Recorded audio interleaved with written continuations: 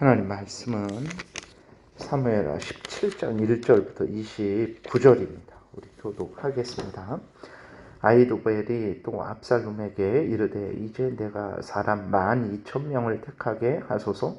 오늘 밤에 내가 일어나서 다윗의 뒤를 추적하여 그가 고운하고 힘이 빠졌을 때에 기습하여 그를 무섭게 하면 그와 함께 있는 모든 백성이 도망하리니 내가 다윗 왕만 쳐 죽이고 모든 백성이 당신께 돌아오게 하리니 모든 사람이 그 돌아오기는 왕이 찾는 이 사람에게 달렸습니다.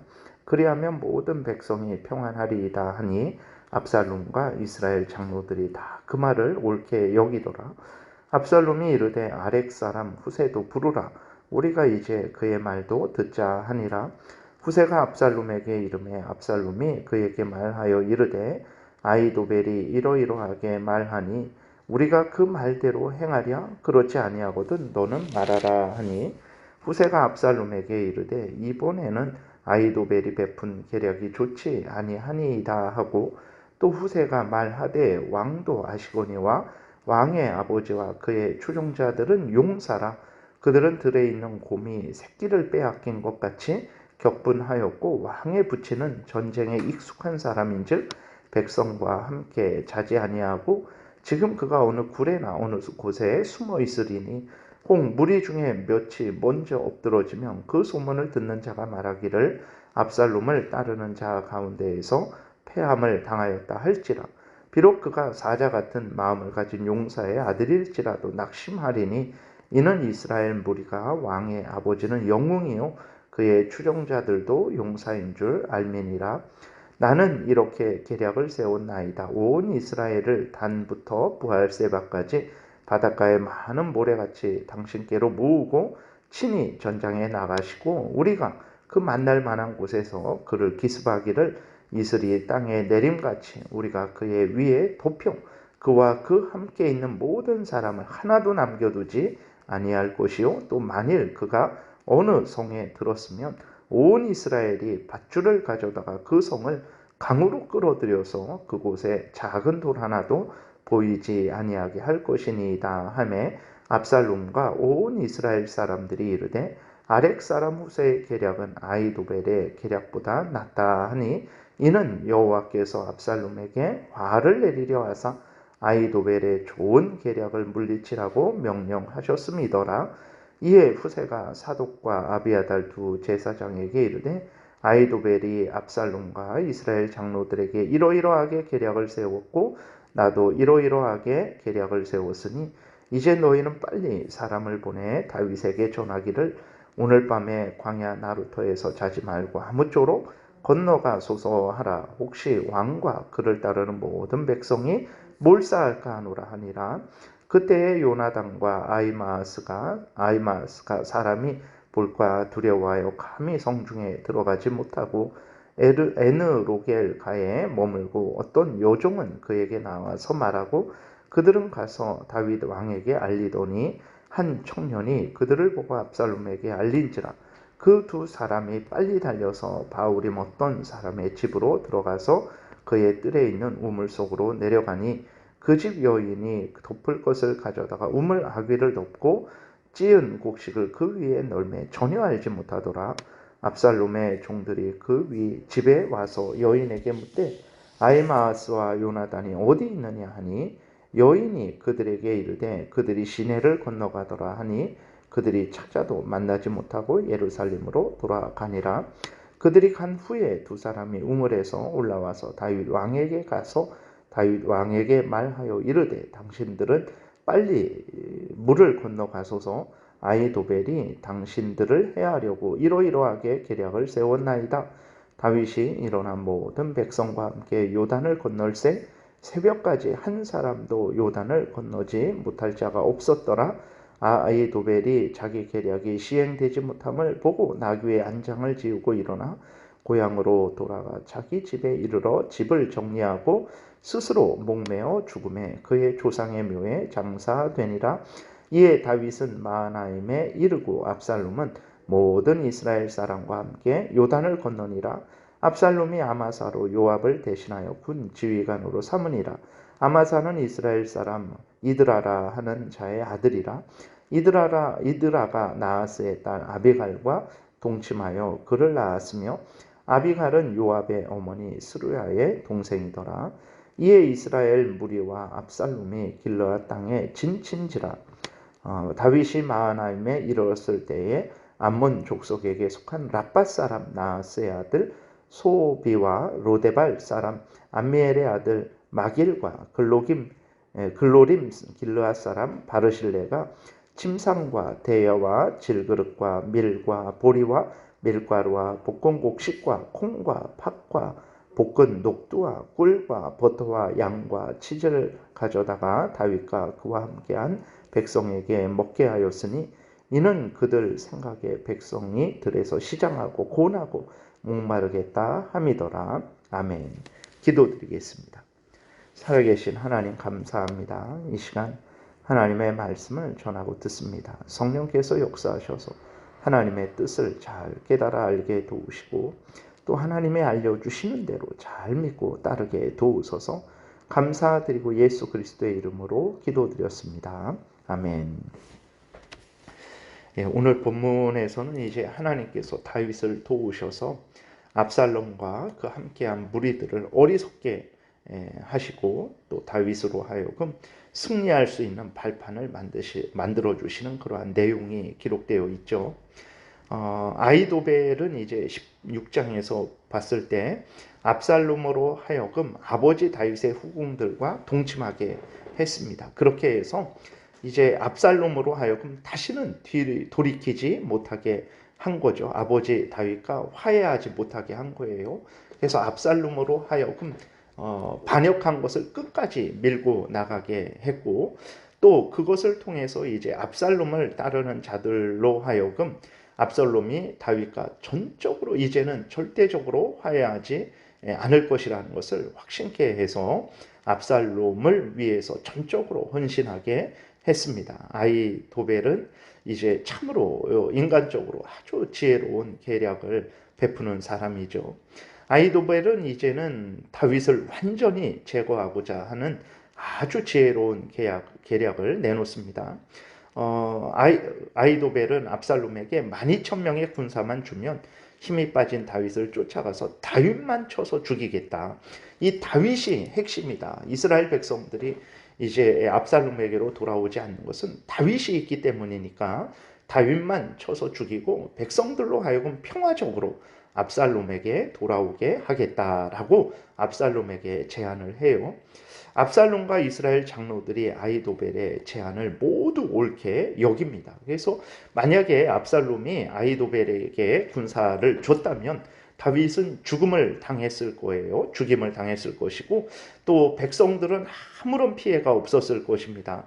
백성들은 압살롬에게로 평화적으로 돌아왔을 것이고 압살롬은 이스라엘의 왕이 되었을 거예요. 아히도벨의 제안은 가장 지혜로운 제안이라는 것을 우리가 또 성경을 통해서 확인하게 됩니다. 그런데 하나님께서 이제 살아계시죠.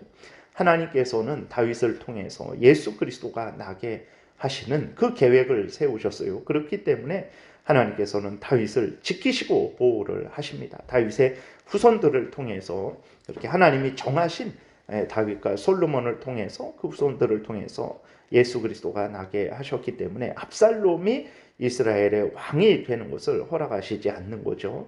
하나님께서는 아히도벨의 그 지혜로운 계략이 받아들여지지 않도록 역사를 하셨어요. 그래서 갑자기 압살롬은 다윗의 충신인 후세의 의견도 들어야 되겠다라고 하면서 후세를 이제 불러들이죠. 후세가 내놓은 계략을 보게 되니까 아히도벨과 정반대의 계략을 내놓습니다. 후세의 의견은 매우 어리석은 의견이에요. 그러니까 후세가 말한 것을 살펴보면 다윗에게 충분한 시간을 벌어주는 의견이에요. 그 단에서부터 부엘세바, 그러니까 단은 이스라엘 꼭대기, 부엘세바는 이스라엘 맨 밑에를 말하거든요. 그래서 단에서부터 부엘세바라는 것은 모든 이스라엘을 말합니다. 그 모든 이스라엘 땅에서 이제 그 군대를 다 모아야 되기 때문에 다윗에게 충분한 시간을 반격할 수 있는 시간을 벌어주는 의견이죠. 그리고 압살롬으로 하여금 직접 전쟁에 나가게 해서 압살롬을 위험에 빠뜨리는 의견이죠. 그리고 수많은 피를 흘리게 하는 의견입니다. 그 완전히 다윗과 함께했던 그 모든 사람들을 아주 진멸해 버리겠다. 그리고 뭐 성에 피했으면 그 성을 강가로 끌어내 갖고 거기에 있는 모든 것들을 진멸해 버리겠다. 수많은 피를 흘리게 하겠다라는 아주 잔인한 의견이죠. 이런 식으로 압살롬이 왕이 되면 그 후유증은 어마어마할 것입니다. 이렇게 후세의 의견이 아주 어리석은 의견인데도 불구하고 압살롬과 함께했던 사람들은 후세의 계략을 더 옳게 여겼어요. 그래서 후세의 계략대로 행하기로 결정을 하게 됩니다. 어떻게 이렇게 어리석은 결정을 하게 되었을까요? 그 원인이 14절에 잘 기록되어 있죠. 이렇게 기록되어 있습니다. 압살롬과 온 이스라엘 사람들이 이르되 아렉 사람 후세의 계략은 아히도벨의 계략보다 낫다 하니 이는 여호와께서 압살롬에게 화를 내리려 하사 아히도벨의 좋은 계략을 물리치라고 명령하셨습니다라 라고 이렇게 기록이 되어 있어요. 하나님이 압살롬으로 하여금 어리석은 결정을 하게 하신 거죠.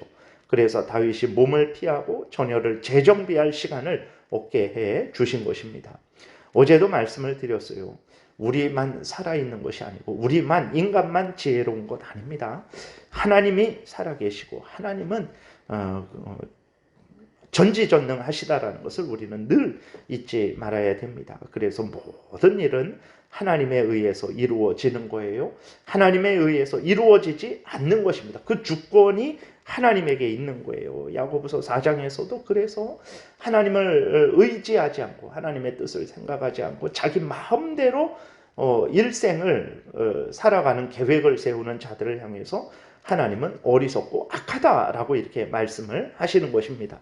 하나님이 살아계셔서 모든 인간들의 생사화복을 주관하시는 거예요. 그 모든 인간들의 계획을 허락하시고 허락하시지 않는 것입니다. 어제도 말씀을 드렸지만 잠언 16장 1절에 마음의 경영은 사람에게 있어도 말의 응답은 여호와께로부터 나오느니라. 아히도벨의 그 좋은 계략, 다윗만 죽이고 피를 흘리지 않고 그래서 이스라엘 백성들로 하여금 압살롬에게로 돌아오게 하고 압살롬은 전쟁에 나가지도 않는 거죠. 그러니까 안전한 거예요. 그러니까 정말 아주 압살롬에게는 가장 그러한 유익한 계략이었는데도 불구하고 하나님이 허락하시지 않으니까 아히도벨의 계략이 실행되지 않는 거죠. 예레미야 10장 23절에서도 여호와여 내가 알거니와 사람의 길이 자신에게 있지 아니하니 걸음을 지도함이 걷는 자에게 있지 아니하냐이다 라고 이렇게 기록이 되어 있습니다. 진실로 그렇습니다. 살아계신 하나님이 살아계셔서 하나님의 뜻 가운데 그 모든 것들을 주관하시는 거예요. 인간에 의해서 모든 일이 되어지는 것이 아닙니다. 하나님이 모든 인간들의 생사화복을 나라의 흥망성쇠를 주관하시는 거예요. 그러므로 우리는 전적으로 하나님을 의지해야 되는 것입니다. 전적으로 하나님을 의지하는 자가 승리하는 거예요. 아히도벨이 이 모든 일을 봤어요. 압살롬의 어리석은 결정으로 인해서 압살롬은 다윗을 이길 수 있는 그 절호의 기회를 완전히 잃어버린 것이죠. 이제 다윗에게 반격만 당할 일만 남은 것이 아히도벨에게는 훤히 보였습니다. 그리고 또 아히도벨은 하나님이 다윗을 보호하신다라는 것을 아마 깨달았을 거예요. 어떻게 이렇게 어리석게 결정을 하는가.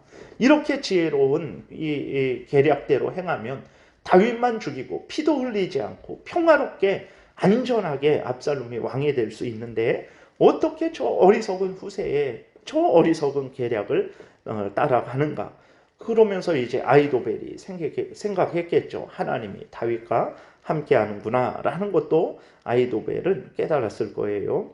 또 아히도벨은 이제 다윗이 압살롬을 제압하고 다시 왕위를 회복하면 자신은 반드시 처벌받을 것도 예상을 했을 것입니다. 결국은 어떻게 됩니까? 자신이 할 수 있는 것은 아무것도 없다라는 것을 깨닫고 아히도벨은 고향으로 내려가서 스스로 목매어 죽는 거예요. 다시 한번 말씀드리지만 우리가 마음에 깊이 새겨야 될 것이 있습니다. 명심해야 될 것이 있습니다. 모든 일은 하나님의 뜻대로 되어진다라는 것을 우리는 분명히 마음에 새겨야 되는 거예요. 하나님이 성경에서 말씀하신 대로 이루어지는 것입니다. 그러므로 우린 어떻게 해야 되겠습니까? 늘 하나님을 경외하고 하나님의 말씀인 성경에 근거한 삶을 살아야 돼요. 그대로 이루어질 것이기 때문에 그렇습니다. 성경대로 행할 때 하나님이 기뻐하시고 허락하시고 은혜를 주시는 거예요. 성경대로 행하지 않을 때 하나님이 그것에 대해서 진노하시고 재앙을 벌을 내리시는 것이라는 것을 우리는 잊지 말아야 됩니다. 다윗은 이제 하나님의 은혜로 말미암아서 다시 도망가게 되는 것이고, 그리고 그 도망하는 다윗에게 또 충신들이 와서 여러 가지 먹을 것을 이제 제공해 주는 것이 기록이 되어 있습니다. 그러니까 하나님은 하나님을 의지하는 자들을 도우십니다. 실제적으로 도우세요. 그냥 좋을 때만 도우시는 것이 아니라 정말 아무런 것도 할 수 없고 이제는 죽을 수밖에 없다라는 그러한 절망적인 상황 속에서도 기가 막힐 웅덩이와 수렁 속에서도 하나님은 하나님의 자녀들을 도우십니다. 그냥 도우시는 것이 아니라 풍성하게 도우세요. 먹을 거, 입을 거, 마실 거 채워주셔서 다시 살아나게 하십니다. 하나님은 이런 분이라는 것을 우리가 기억하고 하나님을 더 사랑하고 더 의지하고 더 가까이 하고 하나님 제일 우선 중심의 마음과 삶을 실제로 살아가야 되는 것입니다.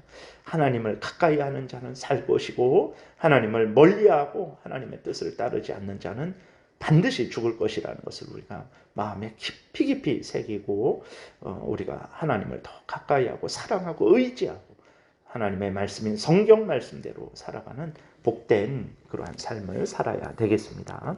기도드리겠습니다. 살아계신 하나님 감사합니다. 우리 미련하고 어리석은 자들로 하여금 어리석은 인간, 한계 있는 인간의 뜻을 따르지 않고 항상 하나님을 경외하고 하나님의 뜻인 이 성경 말씀을 따르게 하셔서 감사합니다. 열심으로 힘을 내어 따르게 도우소서. 반드시 살 것이고 하나님의 영광이 드러날 것이고 많은 사람들을 유익하게 할 줄을 믿습니다. 예수 그리스도의 이름으로 기도드렸습니다. 아멘.